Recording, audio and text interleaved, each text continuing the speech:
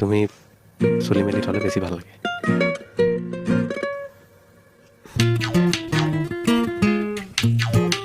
এইটো কি কি সোমাই আছিলে? কি ক'ত? এইটো নাই, এইটো খোপাত সোমাই থাকে, তুমি যে একোৱেই নাজানা।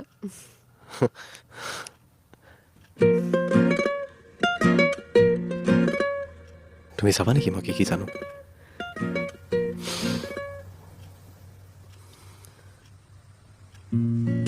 মই জানো যে ছোৱালীৰ হাতখন যদি এনেকে ধৰি এনেকে মৰম কৰা হয়